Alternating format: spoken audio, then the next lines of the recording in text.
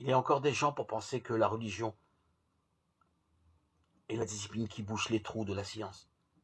Si c'est le cas, on pourrait s'inquiéter des progrès scientifiques qui réduiraient le domaine de la religion.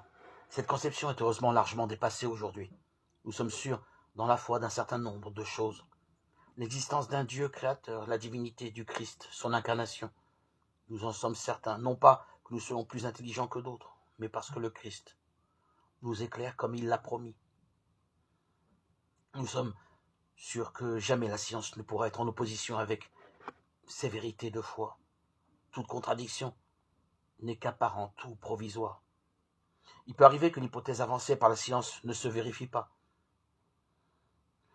Ce n'est pas pour autant à la théologie de juger les méthodes scientifiques ni les conclusions de la science. Une contradiction apparente peut aussi nous permettre d'épurer notre foi, de préciser sa formulation.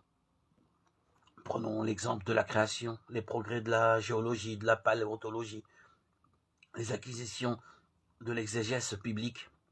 De l'autre, nous explique qu'elle n'a pas eu lieu par étapes successives, comme on l'a longtemps pensé, mais probablement en dotant le monde de l'élan créateur-générateur de l'évolution.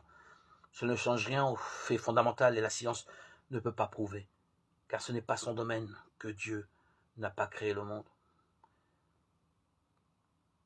Si à certains moments nous pouvons douter au bout du compte, nous sommes certains que toute recherche ne peut aller que dans le sens de la vérité.